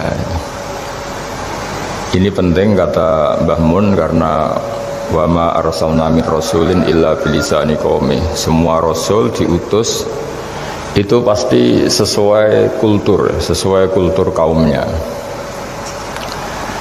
Saya punya sedikit cerita tentang kultur. Kultur itu nilai yang disepakati masyarakat, meskipun persepsi itu salah. Saya cerita sedikit tentang keunikan kultur. Nabi Yunus itu nabi. Di mana-mana nabi itu mengajak ke tauhid, ajaran yang benar ini. Dan dulu Nabi itu nggak punya polisi, nggak punya densus, jadi nggak bisa Nabi nyuruh yang nggak setuju tangkap itu nggak bisa. Tapi punya Tuhan. Ya. Jadi kalau yang tidak percaya dakwahnya itu ancamannya adab. Dulu itu nggak ada polisi, nggak ada pengadilan, sehingga kalau ada kesalahan itu ancamannya itu akan turun apa? Adab, siksa itu. Sekarang kan kalau kita jadi pemimpin kan agak enak itu, punya keamanan, punya macam-macam lah. Singkat cerita sudah dakwah sekian tahun itu umatnya nggak percaya kalau beliau seorang nabi bahwa ajaran tauhid itu benar. Akhirnya cerita ini terkenal sekali, mungkin beberapa terputus ya, tapi terputus cerita ini saya ceritakan secara lengkap. Terus beliau cerita, ini waktu sudah lama saya dakwah, sudah lama saya sosialisasi itu tentang kebenaran, Anda tetap nggak iman ini 3 hari lagi pasti ada adab. 3 hari ada adab itu delalah masyarakatnya tuh kepikiran. Jangan-jangan iya itu. Nah, ketika jangan-jangan iya itu diintip, rumahnya Nabi Yunus itu diintip, ya agak aneh. Diintip delalah orangnya nggak ada. Nggak ada itu kalau Quran bahasakan abaqo itu minggat itu pergi nggak pamit ya. Itu bahasanya abaqo itu minggat. Meskipun kita tidak mungkin membahasakan Nabi itu minggat, tapi dibahasakan tindakan kan tidak mungkin karena nggak pamit itu. Jadi harus dibahasakan minggat itu. Quran sendiri bahasakan abaqo. Nah, cara berpikir masyarakat gini, kalau kampung ini mau dibalik sama Allah, mau ada adab, logikanya yang tahu akan ada adab itu pasti sudah pergi. Padahal Nabi Yunus pergi ini bukan karena takut azab, mangkel. Sengiai suwi gagal seminggat ya kan gitu. Jadi ada kiai minggat itu ya ada dalilnya, karena dulu itu kalau mangkel itu suami mangkel istri itu ya harus minggat, istri ya harus minggat. Dulu itu ya boleh, maksudnya boleh itu ya kalau darurat ya minggat sedikit lah, tidak apa-apa. Nah, Nabi Yunus itu minggat tadi abaqo itu kalau dalam bahasa Arab pergi gak pamit ya. Kalau orang Jawa bilang minggat. Kalau itu sebenarnya saking mangkelnya, saking emosinya, beliau akhirnya meninggalkan kaumnya tanpa pamit. Tapi kaumnya itu menjadi tahu bahwa ini serius Yunus, buktinya dia agak berani di kampung, berarti mau ada adab betul itu. Dan efek positif dari teori itu, teori kultur tadi, kalau ada adab pasti dia pertama yang lari, kayak dukun itu. Kenapa kita tidak percaya dukun nomor itu? Itu kan paling yang minta nomor dulu ada SDSB itu, forecast itu kan paling salam template-nya kan 100.000, padahal dulu forecast itu berapa kalau menang? Kan miliaran ya, juta. Itu untuk kultur kita agak percaya dukun kan, ngapain ngumpulin uang 100.000, kalau dia tahu nomornya kan mendingan tombok sendiri gitu. Itu kan jadi orang itu mesti punya teori umum untuk membenarkan sesuatu atau membohongkan itu. Akhirnya umatnya Nabi Yunus itu iman. Iman itu artinya percaya kalau ini tidak main-main. Buktinya Nabi Yunus gak berani di situ. Akhirnya mereka tobat. Saat itu juga mereka wiridan di lapangan, terus semua kesalahannya diselesaikan. Sampai ada rumah yang sudah dibangun permanen karena di tanah tetangga, dirobohkan saat itu juga. Bahkan ada batu yang dulu nyuri, 1-2 batu yang dulu hasil nyuri, saat itu juga dirobohkan, dikembalikan sama yang punya. Hari itu semua kedoliman diselesaikan. Ini penting saya utarakan, jadi tobat itu tidak hanya istighfar. Kalau istighfar ribet, tobatnya orang punya utang terus istighfar gitu kan ribet. Kan ribet itu. Ada punya utang terus minta maaf itu kan ribet itu, harus diselesaikan itu. Tobat diterima sama Allah. Batas akhir finish dari harusnya ada adab, misalnya Senin, Selasa, Rebu, harusnya Rebu itu sudah kena adab, ternyata Rebu itu tidak kena adab. Nabi Yunus sebetulnya juga penasaran kampungnya itu kena adab tidak, dilihat dari jauh ternyata tidak, tambah kecewa dia gitu. Wah, ini saya kalau pulang mesti dibunuh karena saya dianggap pembohong. Di masyarakat situ ada aturan siapa yang bohong dibunuh, padahal Nabi Yunus ngumumkan nanti Rebu ada adab, kira-kira gitu lah. Ternyata Rebu itu tidak ada adab, makanya dia sudah di batas kampung, kembali minggat lagi, karena nanti pulang pasti dibunuh karena dia dianggap bohong. Ya akhirnya masyhur itu, terus dia ikut nelayan sekenanya, yang penting lari dari kampung, ikut nelayan sekenanya. Zaman itu, ini saya ulang lagi, zaman itu nanti ini efeknya nanti ke tauhid. Zaman itu para nelayan tuh kayak sepakat kalau ada kapal atau perahu kok mau tenggelam itu pasti ada yang minggat. Hanya minggat itu pergi tidak terhormat itu. Terus fasahama fakana minal mudkhadin. Nah dulu itu orang sudah punya peradaban, ini cerita kultur, sudah punya peradaban. Ya sekarang gini, kalau nyemplungkan salah satu kan tidak adil diundi. Ternyata yang keluar dia Nabi Yunus. Terus mereka tahu ini orang nggak pantas dikorbankan karena Nabi di mana-mana itu ganteng. Memang Allah itu punya sunat unik. Nabi itu harus paling ganteng di kampungnya, nasabnya juga harus paling baik, kabar-kabarnya juga istrinya harus paling cantik. Itu memang aturannya gitu. Nggak tahu saya. Dulu saya juga janggal, kenapa Nabi aturannya harus gitu. Tak angen-angen di pemimpin LU izin itu, maksudnya misalnya mau memimpin dia pesak keriting itu kan piye gitu rasanya itu. Jadi Nabi itu pasti itu paling ganteng di kampungnya, terus dari nasab ya terbaik, terus rata-rata istrinya itu ya selain solihah itu ya paling cantik. Karena ya dibully kan, Sawardi ini jadi Nabi, bujune elek kan ya ribet kalau misalnya ada yang bully gitu kan juga ribet. Singkat cerita terus dia akhirnya ditenggelamkan, dibuang karena beliau seorang nabi. Faltaqamahul khut, beliau ditelan ya. Iltiqam itu tidak digigit, ditelan ya. Karena ditelan beliau tidak ngalami dikunyah, ditelan. Iltiqam itu ditelan. Karena beliau seorang nabi, di dalam batnil khut itu di perut itu dia wiridan, dan barokahnya wiridan itu perut ikan ini menjadi masjid. Dia nyaman di situ, nyaman karena terus ngalami karomah lah. Andikan wali itu ngalamin karomah. Nah, kesimpulan dari cerita ini itu apa? Masyarakat itu akan selalu dengan kulturnya sendiri. Para nabi juga punya kultur sendiri. Dan Allah yang ngelola itu semua. Saya ulang lagi, Allah yang ngelola itu semua. Makanya terus dua kultur ini kalau Allah menghendaki itu gampang sekali. Akhirnya yang terjadi apa? Nabi Yunus ya dikasih sanksi Allah karena pergi tidak pamit. Masyarakatnya justru enggak, karena tobat. Dan tobatnya masyarakatnya ini karena kekeliruan Nabi Yunus. Keliru dengan makna bukan dosa.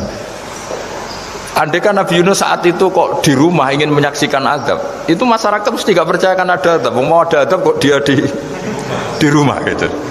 Jadi unik, Allah cara ngelola masyarakat itu unik. Nah, dari keunikan cara Allah ini kemudian lahirlah ilmu yang bernama ilmu tauhid, ilmu tawakal, ilmu pasrah nang pangeran itu. Karena kemarin pas Pak Yusuf sama Bu Sulis sowan saya itu tak beri cerita, agama itu milik Allah.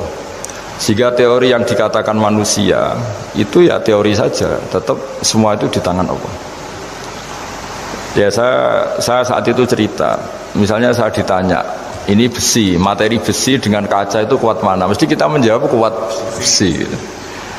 Tapi saya yang mengendalikan besi dan kaca. Ternyata saya punya merencanakan menghancurkan besi, menetapkan kaca ini tak simpan, akhirnya puluhan tahun. Yang ini saya rencanakan saya hancurkan itu.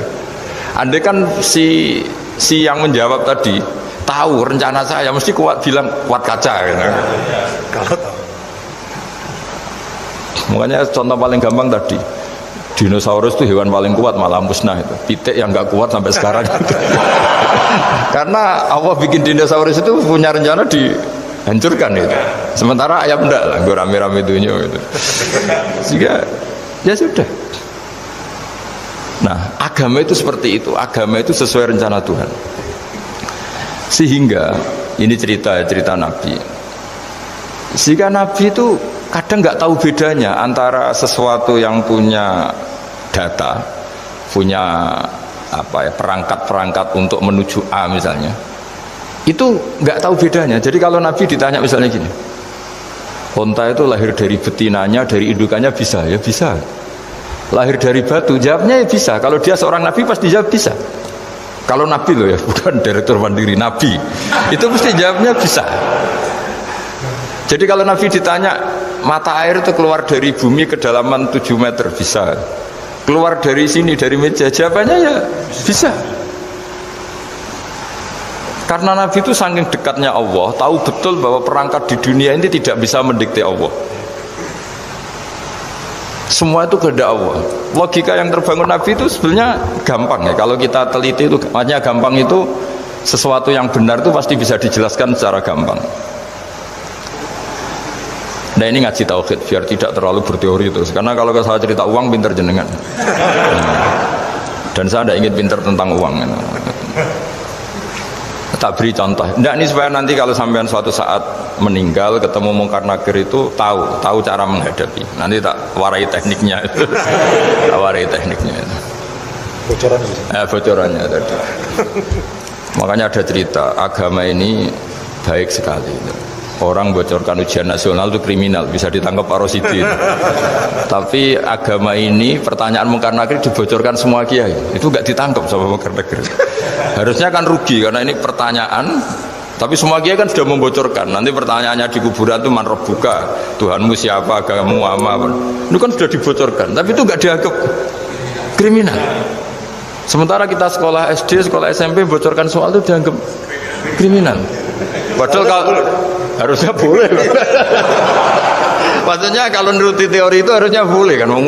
Wong pertanyaan Munkar Nakir saja dibocorkan kan. Ada dasarnya kan? Ya tapi kan tidak ada itu. Harusnya boleh. Tapi kan terus jadi nggak ujian kalau dibocorkan itu. Tidak ada itu. Harusnya boleh. Tapi kan terus jadi nggak ujian kalau dibocorkan. Jadi dibocorkan. Kurang apanya baiknya agama ini? Pertanyaan sepenting itu dibocorkan dan kiai-kiai gak ditangkap sama Munkar Nakir, ya ada itu. Saya ulang lagi ya supaya kita ingat fitrah salimah. Soal Anda modern monggo lah, tapi saya sebagai kiai akan ngajari kalian tentang fitrah salimah. Jadi kalau kamu itu benar-benar beragama, ini misalnya kertas, ini lempengan baja. Kalau kamu beragama, ya terserah jenengan. Karena bisa saja ya terserah jenengan. Karena bisa saja kertas ini arsip nasional, baja ini tak niatkan, tak luluhkan, tak hancurkan. Sehingga kalau kita ngomong ya secara materi harus ditambah ya, secara materi kuat baja ya Allah, tapi secara substansi jenengan ya terserah jenengan, monggo. Nah, di sini yang mulai orang lupa itu karena selalu menjawab pasti kuat baja.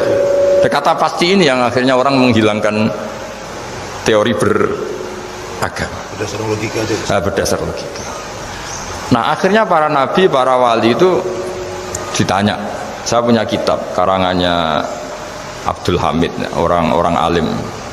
Kitab itu dulu saya ngaji lama sekali, sampai sekarang saya pelajarin.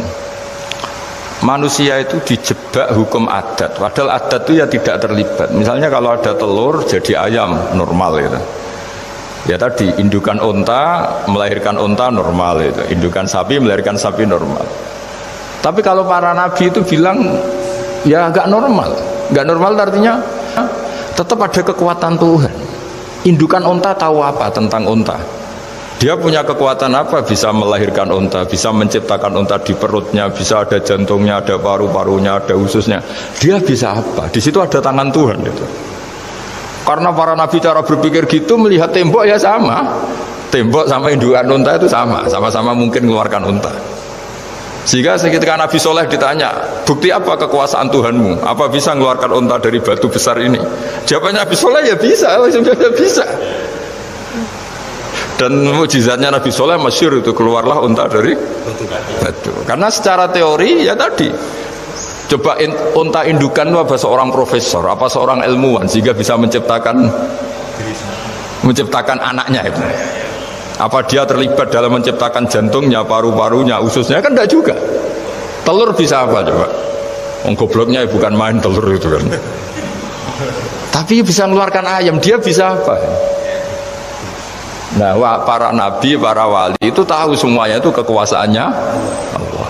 Nah, kalau karena kekuasaan Allah, bedanya apa dengan tembok? Makanya Nabi Muhammad ketika di padang pasir semua sahabat bingung, nggak ada air, ya Nabi santai aja. Ini gimana Nabi nggak ada air, nanti orang mati kehausan. Nabi ya santai aja. Kamu ingin air katanya? Iya.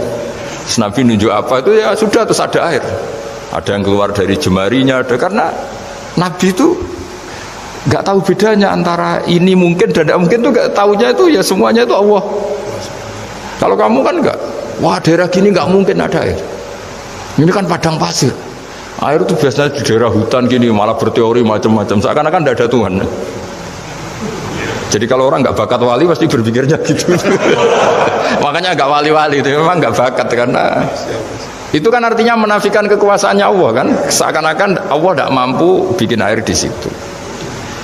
Tapi kalau Nabi santai aja. Makanya Nabi Ibrahim ketika mau dibakar ya santai aja. Menurut beliau api bisa apa? Jadi itu meskipun hukum adat itu ya selalu berjalan. Normalnya api ya membakar, di padang pasir normalnya ya nggak ada air, normalnya batu ya nggak mengeluarkan onta. Tapi kamu jangan terjebak oleh keseharian yang Anda lihat. Tetap di balik itu ada kekuasaannya Allah Subhanahu wa Ta'ala. Nah, ini yang namanya iman. Dengan iman seperti itu nanti ketika kita mati itu ya santai saja. Ketika kita hidup ya tidak tahu oksigen itu apa masuk ke tubuh kita sistemnya kayak apa. Jantung kita ada ikut bikin, paru-paru kita. Artinya zaman kita hidup pun sebenarnya kita tidak bisa ngelola kehidupan itu, tidak bisa. Nah kalau sama nggak bisa, nanti setelah mati juga tidak bisa. Ya sudah, ketika kita hidup yang ngelola juga Allah, ketika mati juga yang ngelola. Bedanya apa? Nah, ini di sini terus kita dilatih inna sholati wa nusuki wa mahyaya wa mamati lillahi rabbil alamin. Tapi kenapa kita ragu terhadap kehidupan setelah kematian? Karena ketika kita hidup seakan-akan kita tahu cara hidup. Makanya Allah itu tersinggung betul ketika ada orang merasa bisa ngelola cara hidupnya. Makanya kata Allah kalau gojlok orang-orang yang kepedean itu, kalau kamu top, jangan mati. Itu falaula in kuntum ghaira madinin tarji'unaha in kuntum shadiqin. Kalau kamu merasa top itu jangan mati. Di mana-mana mati itu tidak top. Falaula idza balaghatil khulqum wa antum khina idin tanzurun. Mbok ketika nyawa kamu sudah sampai kerongkongan, kamu tarik lagi supaya kamu tidak mati. Mati itu tidak top. Katanya kamu top kok mati. Jangan mati. Kalau top itu jangan mati, jangan miskin, jangan tua, jangan jadi jelek. Pokoknya top terus itu. Itu digosok sama Allah. Tapi orang itu lupa bahwa nah ketika sehat begini kita seakan-akan ngelola kehidupan. Nah gara-gara merasa ngelola seakan-akan kalau mati lalu saya gimana ya kalau mati? Di kuburan ngapain ya? Terus ngantornya gimana, kerjanya di mana? Ya udah usah begitu. Nah ini di sini pentingnya tauhid. Orang dilatih berpikir al-khalqul awal. Afa'ayina bil khalqil awal. Kalau dalam bahasa Yasin disebut kul yuhyihal ladzi ansha'aha awwala marrah. Jadi agama itu orang dilatih membayangkan pertama hubungan kita dengan Allah. Misalnya manusia pertama itu siapa? Adam. Adam bisa berpikir, bisa berlogika, bisa jalan-jalan, bisa macam-macam. Tapi andaikan Anda jadi Nabi Adam, mesti melihat kekuasaannya Allah itu begitu nyata. Karena saya materinya dari tanah, ternyata saya bisa berpikir. Betapa kudrohnya Allah, kekuasaan Allah, tanah yang benda mati bisa berpikir. Sekarang jadi saya. Sehingga ketemu, kira-kira Nabi Adam kalau ketemu tanah itu ya, kalau mau maksiat, wah ini tanah ini pasti komplain. Nah di sini pentingnya beragama. Sehingga ketika Rasulullah ngendikan, jika kamu memperbanyak sholat, maka tanah-tanah ini bersaksi terhadap sholat kamu. Jika kamu maksiat, juga tanah-tanah ini menjadi saksi pemberat. Itu kamu tidak jagal sama sekali, karena manusia pertama yang bernama Adam yang bisa berpikir itu materinya dari tanah. Jika kita tidak janggal ketika tanah disetatuskan bisa bersaksi. Tapi setelah kamu berpikir tanah itu bisa dicangkul, bisa dijadikan berhala, dijadikan kendi, dijadikan macam, seakan-akan tanah itu ya benda yang tidak penting. Tapi Nabi itu beda dengan kalian. Nabi tahu betul tanah ini makhluk Allah yang bisa berpikir.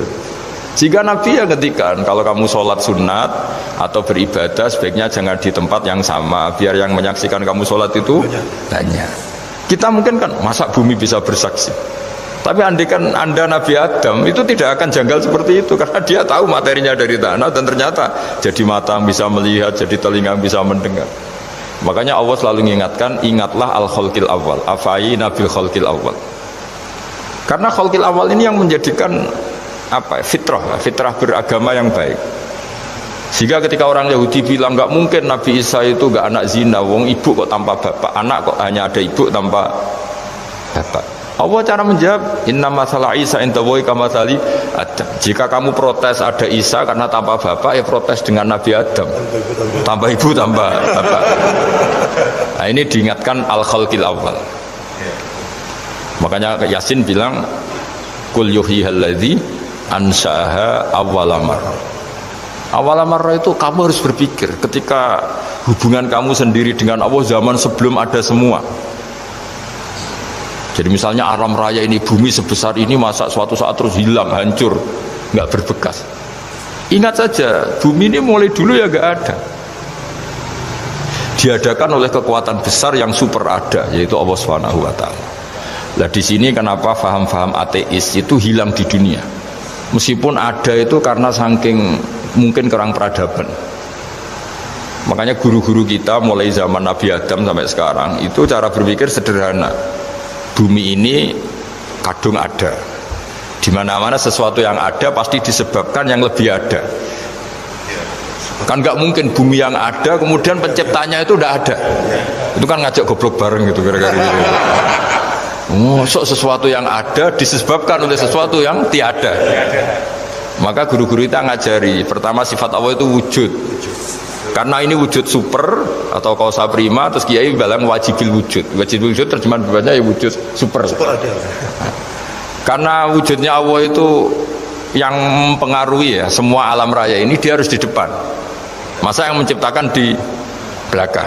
Makanya terus disifati qadim. Qadim itu harus lebih dulu atau awal. Nah, makanya ketika Fir'aun ngaku Tuhan itu cara membatalkan Nabi Musa itu sederhana. Kalau kamu Tuhan berarti bapak kamu nggak ada Tuhan karena Tuhannya terlambat datang. Itu langsung. Oh iya ya, kalau ya kan berarti babanya dia tanpa Tuhan, kan Tuhannya baru kemarin, aktenya baru diurus. Aktenya baru diurus itu Tuhannya itu. Makanya Fir'aun itu akhirnya Nabi Musa punya pengaruh besar di kalangan punggawa Fir'aun, karena ketika debat terbuka itu punggawanya dengar. Akhirnya mereka iman sama Nabi Musa. Ini disebut wa qala rajulun mu'minun min ali fir'auna yaktumu imana. Banyak yang diam-diam ini iman karena logika Fir'aun jadi Tuhan itu nggak masuk akal. Yang benar adalah Tuhannya Nabi Musa. Nah, orang-orang ini itu ya dibilang nggak loyal ya pokoknya dia iman. Dan dia juga yang ikut rapat. Besok Musa tangkap. Karena mereka sudah iman sama Musa, terus sebelum eksekusi itu datang, ini datang ke Musa. Tadi malam saya ikut rapat, keputusannya Anda ditangkap mau dibunuh, jangan lari saja dulu kan. Jadi kan nggak bisa disebut pengkhianatan, kan ini orang baik. Jadi malamnya ikut rapat, besok Musa tangkap bunuh. Iya Nabi Musa paginya sebelum di itu datang. Musa, saya tadi malam ikut rapat dan keputusannya Anda ditangkap dibunuh, kamu lari saja sekarang. Nah, kenapa iman? Karena logika yang dibangun Nabi Musa. Makanya ciri utama kebenaran itu bal naqdhifu bil haqqi 'alal batil fayadmaghuhu fa idza huwa zahid. Kebenaran sejati itu boleh diuji di mana saja. Dan Anda tidak usah khawatir kebenaran sejati itu kalah. Pasti menang. Kalau kebenaran itu kebenaran sejati pasti menang. Nah, di sini terus ada ulama-ulama kayak banyak lah, termasuk di Indonesia kayak Pak Quraisy kayak yang nyaman saja anak-anaknya di luar negeri karena merasa kebenaran sejati itu tidak akan kalah. Sehingga ketika ada negara yang begitu maju, saya pernah ditanya sama orang yang kuliah di Inggris, di Swiss, Gus, saya ini kan orang Indonesia tapi pengagum negara Swiss, Swedia, negara di sana itu makmur, tertib. Bagaimana saya tetap mencintai Islam yang secara lahir itu kadang-kadang beberapa negara Islam itu kacau. Ada seorang mahasiswa tanya gitu. Dia tanya cara ingat Allah. Ya membela Islam kira-kira gitu. Terus tak kasih tahu dia. Ketika Anda muji negara-negara itu makmur, sejahtera, itu sebetulnya tetap utang jasa terbesar itu sama Tuhan. Pejabat bisa apa ketika Allah misalnya nggak bikin air? Negara bisa apa misalnya ketika Allah itu nggak bikin oksigen? Tetap semua ketertiban itu karena kehendak Allah. Berarti utang jasa kamu di negara manapun tetap sama Allah, bukan pada yang lain. Bahwa ada hukum sosial manusia, oke lah, kedua, ketiga, dia harus terima. Hanya dia sadar. Nah, masalahnya kita ketika di negara yang makmur gitu, pikiran kita, oh presidennya hebat, menterinya hebat, tata sosialnya hebat. Oke, gak apa-apa, muji manusia itu gak apa-apa. Tapi tetap itu semua di bawah muji Allah Subhanahu wa ta'ala. Ada air begini ciptaan Allah, ada oksigen sehat ciptaannya Allah. Sehingga muji pertama itu kepada apa artinya kehebatan manusia ketika ada gempa besar, ada likuifaksi, ada macam-macam. Nah, maksud saya ngaji di sini ingat Allah itu dengan cara seperti itu. Sehingga ketika kita hidup di negara manapun ya utang jasa pertama pikiran kita sama Allah Subhanahu wa ta'ala. Tapi kalau enggak, kamu terjebak hukum adat tadi. Di mana-mana ayam itu yang mengeluarkan telur, telur mengeluarkan ayam, nggak bisa batu ini mengeluarkan ayam, keliru kamu. ketika ayam mengeluarkan telur, memangnya ayam itu bisa? Apa dia berpikir sekolah dulu gimana ya cara punya telur? Kan ya tidak juga. Tidak bergerak juga. Apa ketika mata kamu bisa melihat terus kamu merencanakan gimana ya mata supaya bisa melihat? Ya tahu-tahu sudah melihat. Nah, di sini disebut afa'ayina bil khalqil awwal ansa'aha awwalan marrah wa huwa alladhi yabda'ul khalqa tsumma yu'iduhu wa huwa ahwanu alaih. Allah selalu mengingatkan. Nah, iman yang baik itu iman yang seperti saya utarakan tadi. Kamu ingat kekuasaan Allah ketika belum ada apa-apa. Belum ada apa-apa ya Allah bikin manusia itu dari tanah, bikin ayam ya dari tanah, bikin sapi ya dari tanah. Bahkan semuanya dari ketiadaan. Nah, dengan iman seperti itu, nanti kalau kamu ngaji hadis, Nabi bisa mengeluarkan air dari apa? Dari jemarinya. Terus Nabi Ibrahim dibakar gak apa-apa. Nabi Soleh bisa mengeluarkan unta dari batu besar. Nabi Musa bisa menyibak laut hanya dengan tongkatnya. Itu semuanya kamu tidak jangka. Karena tadi ingat bahwa kekuasaan Allah itu tidak terbatas. Itu cara iman yang benar. Sehingga nanti ketika kita mati juga gitu. Ketika kita hidup ya tidak bisa ngatur jantung kita, paru-paru kita. Pasti sama lah, setelah kita mati juga tidak bisa ngatur. Yang hanya ngatur Allah Subhanahu wa ta'ala. Hidup kita dalam kendali Allah, mati kita dalam kendali Allah. Ya sudah, terus kita mati ya nyaman saja. Saking nyamannya itu orang-orang soleh kalau mati itu jarang berdoa. Bukan karena apa-apa, kalau berdoa itu resikonya kan gini, mustajab ndak ya, dikabulkan ndak itu. Itu menjadikan setan punya peluang masuk, diganggu. Makanya ajarannya Nabi, mangkana akhiru kalamihi la ilaha illallah wa fi riwayatin Allah dakhalal jannah. Jadi kalau mau mati bersaksi saja, sudah ini enggak saatnya berdoa, saatnya bersaksi. Makanya hanya disuruh bilang Allah, Allah, Allah. Dan supaya ini menjadi akhir kalimat. Sehingga nanti keren lah. Ketika ketemu Allah, apa akhir kalimah kamu yang kamu lafadzkan? Allah, Allah. Jika di kitab-kitab diterangkan, ketika orang tua kamu mau mati sudah bilang Allah, jangan tanya catatan hutang di mana ya, tabungannya di mana ya. Terakhir jawab mandiri terus mati lah. Gak boleh ditanya lagi. Sekali ditanya nanti akhir kalimatnya mandiri. Itu gak boleh. Jadi sekali sudah bilang Allah, jangan ditanya lagi. Pak, tabungannya di bank mana? Gak boleh. Bahayanya sekali jawab mandiri terus mati, berarti akhir kalimatnya itu ya mandiri. Makanya harus akhir. Jangan nanti statusnya itu mangkana akhiru kalami, memang akhir dari yang dikatakan itu kata Allah. Nah sebetulnya teks hadis itu la ilaha illallah. Ini pinternya Kiai Jawa. Lagi-lagi kembali ke kultur. Kiai Jawa itu kiai yang bisa modifikasi kultur. Sebetulnya kalimat hadis itu yang masyhur, itu yang populer itu la ilaha illallah. Tapi Kiai Jawa itu, dan itu ngikuti kitab-kitab Arab juga, kitab-kitab.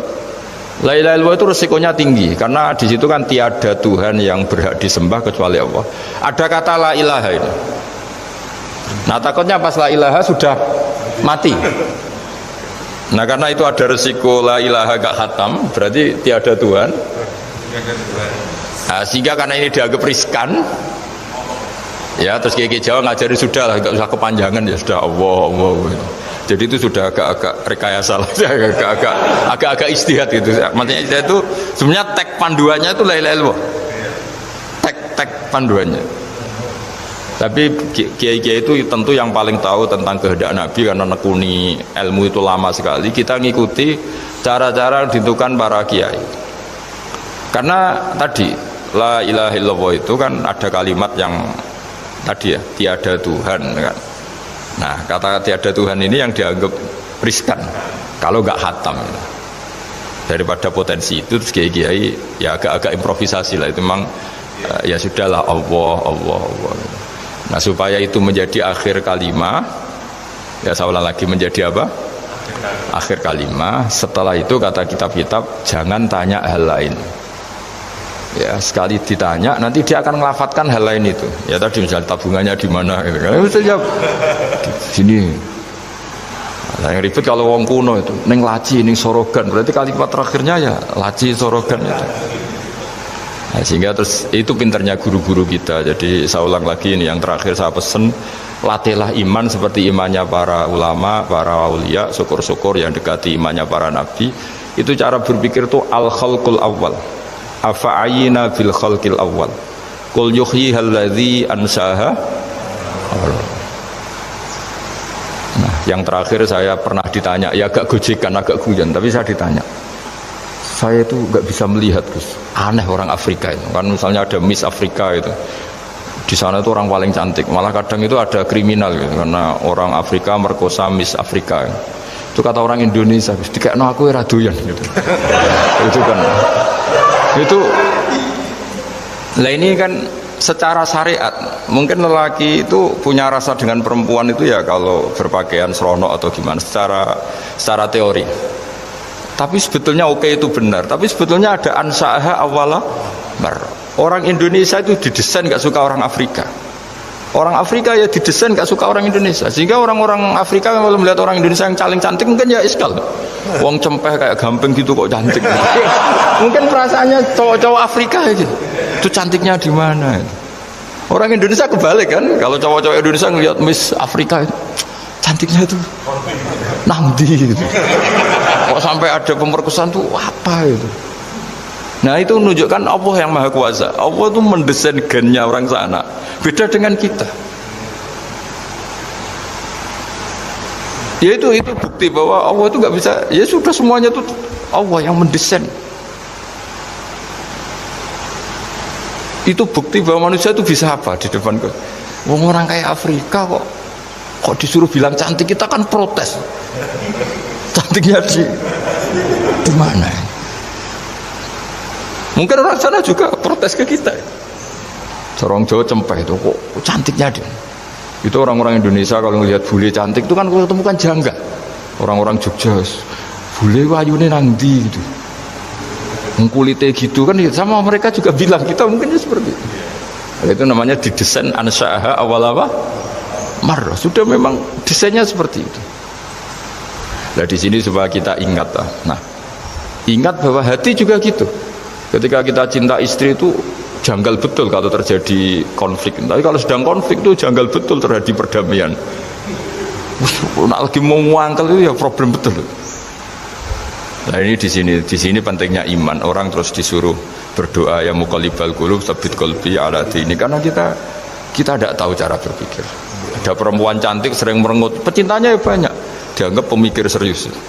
Tapi kalau baru gedeng namanya ya merengut, bukan pemikir.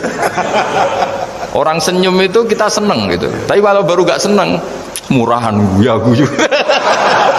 Itu jadi manusia itu unik. Hanya sama, tapi cara nganalisis beda. Tinggal sedang seneng apa enggak. Lucu kan? Ada orang anteng di rumah, itu kalau lagi seneng ya, oh itu anteng gak banyak ngeluyur. Tapi baru gak seneng, seneng ngomah ya nganggur. Nah, itu kita tidak pernah tahu. Kita simpulkan apa itu tidak pernah tahu. Makanya pernah ada orang wisata datang ke sini tak nasihatin. Orang wisata itu kan senang di kampung-kampung yang terbelakang gitu, melihat orang manusia pohon, melihat apa. Terus saya bilang, itu kan kasihan kan, masa manusia jadi objek gitu. Bahkan bayangannya ya kalau mereka jadi modern jadi gak menarik kan. Padahal kita yang orang pendidikan kan inginnya mereka terentas lah dari kultur itu. Ya itu kan nggak sambung kan. Yang satu bilang unik, masyarakatnya masih unik, masih naik-naik pohon. Tapi bagi orang pendidikan kan tersiksa kan. Ini bangsa kita, warga kita kok masih seperti itu. Makanya orang wisata itu nasihati, kamu ke sana itu niat melihat apa niat mengentas? Kalau niat mengentas, tak jamin ada pahala. Bagus, mau niat mengentas katanya. Niatnya baru sekarang apa mulai dulu-dulu? Baru sekarang. Dan ini cerita dari manusia itu semudah itu, Pak. Nah, setelah kamu ngaji ini, kamu tidak akan janggal terhadap kenapa Nabi itu begitu santai. Ketika tadi makanan misalnya satu wadah itu cukup untuk orang 300. Sampai Jabir yang undang Nabi kan hanya kambing kecil. Cukup orang 6, ternyata Nabi ngajak orang 300 lebih. Tapi Nabi bilang ya sudah semuanya makan cukup. Kata-kata Nabi kan zaman dulu belum ada beras, belum ada Allah itu bisa kok ngenyangkan malaikat tanpa makan gitu. Susahnya apa ngenyangkan manusianya dengan nasi sedikit itu ya Nabi ya santai aja, semuanya kenyang santai. Ya ini itu iman-iman yang sudah benar-benar awal amar.